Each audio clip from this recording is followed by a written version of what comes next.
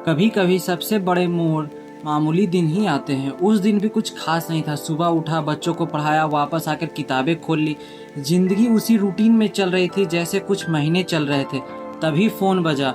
दोस्त की कॉल थी। तभी उसका कहना था, हम तारापीठ जा रहे हैं, तुम्हें भी चलना है। एक सेकेंड के लिए कुछ समझ में नहीं आया। एमकॉम के एग्ज़ाम अभी पिछले महीने ही खत्म हुए थे। उसके बाद कहीं घूमने का तो बहुत मन था, पर हर बार कोई ना कोई रुकावट बन ही जाती थी। और तारापीठ वो जगह है जहां जाने की इच्छा न जाने मैं कब से दबा के रखा हुआ था। उस रात मुझे एकदम नींद नहीं आई। इतनी खुशी थी कि आंखें बंद होने का नाम ही नहीं ले रही थी। सोचा जब नींद नहीं आना है तो थोड़ी देर क्यों ना पढ़ लिया जाए। किताबें खोल ली, पढ़ता रहा जब तक घड़ी में 3 नहीं बज गए। और सुबह 6 बजे मैं उठा। मैं हो गया हूँ फ्रेश। अभी बजे हैं 8, साढ़े 8 बजे हम लोगों का निकलने का टाइम था। तो अब मैं जा रहा हूँ अपने दोस्त के यहाँ, वहाँ पे वेट करूंगा। फिर वहां से हम लोग साथ में निकलेंगे तारापीठ के लिए।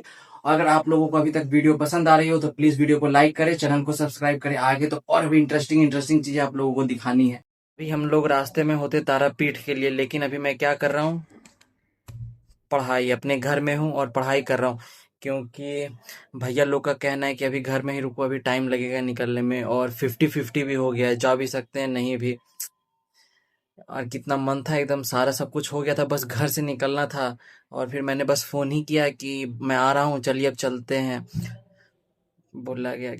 आखिरकार दोपहर के 12:30 बज रहे थे। सब कुछ रेडी था, बैग पैक हो चुके थे, गाड़ी स्टार्ट थी, हर कोई अपनी अपनी सीट पर बैठ चुका था। इतने दिनों की इंतजार आज खत्म होने वाला था। दिल में एक अलग सी एक्साइटमेंट थी, जैसे बरसों बाद कहीं निकल रहे हो। गाड़ी चली और थोड़ी ही देर बाद शहर पीछे छूटने लगे। रास्ता जैसे जैसे आगे बढ़ता गया, नज़ारे बदलते गए। हरे भरे खेत, घने जंगल, सड़क की दोनों ओर कतारे से सच कहूँ तो खुद को यकीन नहीं हो रहा था कि रोड ट्रिप इतनी भी खूबसूरत हो सकती है। हर मोड़ पर एक नया नज़ारा, हर एक पेड़ की एक नई तस्वीर मिलते जा रही थी। लेकिन इतने सफर में भूख भी लगी है। रास्ते में एक ढाबे पर रुके, गर्मा गर्म खाना खाया और थोड़ी देर बाद सीधे पैर निकल लिए। फिर से सफर शुरू हुआ और जब तारापीठ पहुंचे, जब तक रात हो चुकी थी, पहुंचते ही सामान रखने से पहले हम सीधे शमशान घाट की तरफ निकल पड़े पूजा करने। तारापीठ का यह शमशान सिर्फ एक साधारण शमशान नहीं है। यहाँ की मान्यता है कि माँ तारा सिर्फ मंदिर में नहीं बल्कि इस घाट पर भी वास करती है। यही वजह है कि मंदिर जाना जितना अहमियत है इस घाट को भी दी जाती है, जो बहुत कम जगहों पर देखने को मिलता है। द्वारका नदी के किनारे बसा यह घाट सदियों से तांत्रिक साधना का केंद्र है। कहा जाता है कि 19वीं सदी में बामा खेवा नाम के एक साधक ने यही शमशान में रहकर वर्षों तक कठिन साधना की थी और आज भी वह इस जगह का पहचान का एक बड़ा हिस्सा है। रात के अंधेरे में, धुएं की हल्की गंध में, दूर से आती घंटियों की आवाज में और एक अजीब सी शांति है। यह जगह जितनी रहस्यमयी लगती है उतनी गहरी भी है। हम लोगों का 4 बजे था मंदिर जाने का प्लान, तो मैं रात भर सोया ही नहीं और अभी सब सोए हुए हैं। तो मैं 2:30 बजे गया बाथरूम, फ्रेश हो गया, नहा लिया और मैं एकदम रेडी हूँ। अब जाना सबको उठाने के लिए। अब पता नहीं वो लोग उठेंगे कि नहीं। मैं एकदम अब से तैयार हूँ और फिर एकदम सुबह 4 बजे हम लोग मंदिर में जाके लग। एक एक करके मैंने सबको उठाया, जल्दी जल्दी तैयार हुए, क्योंकि आज वो दिन था जिसका इंतजार कई दिनों से था। आज मंदिर जाना था। मंदिर पहुंचे तो लाइन लगना शुरू हो चुका था, पर हम इतनी जल्दी पहुंच गए थे कि लाइन में सबसे आगे खड़े थे।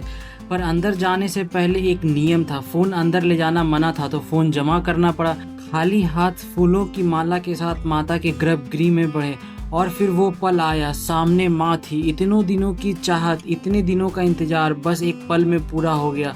शब्दों में बताना मुश्किल है, बस इतना कह सकता हूँ कि खुद को बहुत खुशनसीब महसूस किया। अपने लिए कुछ नहीं मांगा, शायद इसलिए क्योंकि जो भी मांगा अपने लिए वो कभी मिला नहीं। तो बस आंखें बंद करके अपनी माँ और छोटे भाई के लिए दुआ मांगी। उस पल में इतना खोया हुआ था कि वीडियो बनाना, ब्लॉग बनाना सब कुछ भूल गया। कभी कभी कुछ पल कैमरे में नहीं बस दिल में कैद होते हैं। तारापीठ से निकलकर हम लोगों का अगला पड़ाव था देवघर। वजह थी मेरे दोस्त की टैटू। वो बहुत दिनों से प्लान बना रहा था और आखिरकार आज वो दिन आ ही गया। टैटू पार्लर पहुंचे और सब पता चला कि टैटू बनाने में कई घंटे लगने वाले हैं। तो सोचा इतना वक्त बैठे बैठे बर्बाद करने से अच्छा आसपास का बाजार घूम लिया जाए। निकले पड़े मार्केट की तरफ बिना किसी प्लान के, बस यूं ही टहलते रहे। कुछ दुकानें देखी, कुछ गलियां घूमे वक्त कैसे निकल गया पता ही नहीं चला। वापस पार्लर लौटे, टैटू भी बनकर तैयार था। इसके बाद घर की तरफ निकल पड़े और जब तक घर पहुंचे आधी रात हो चुकी थी। घर पहुंचते ही बिस्तर पर लेटते ही आँख कब लग गई पता ही नहीं चला। उधर से आने के बाद मैंने एकदम रेस्ट किया और पढ़ाई करने के लिए बैठा। और सबसे पहला काम था, चैप्टर तो मेरा कंप्लीट हो ही गया था, मैंने टेस्ट दिया और वाकई में टेस्ट में बहुत ख़राब मार्क्स आए। घूमने का सारा असर निकल गया। तो अब मैं एकदम ट्राई करूँगा कि जब तक मैं यूजीसी नेट की एग्ज़ामिनेशन ना दे दूँ, अनलेस एंड अनटिल बहुत इंपॉर्टेंट वर्क हो तो ही मैं कहीं ट्रैवल करूँगा, वरना घर में एकदम एग्ज़ामिनेशन तक 3-4 महीने एकदम बैठ के मैं पढ़ाई ही करने वाला हूँ। तो ये मेरा टारगेट है। अब मैं चला इस वीडियो को यहीं समाप्त करने के लिए। फिर मुलाकात होगी आपसे अगले वीडियो में। Tata bye bye. हंसते रहें, मुस्कुराते रहें। अगर वीडियो आपको पसंद आई हो तो वीडियो को लाइक करें, चैनल को सब्सक्राइब करें। Bye bye.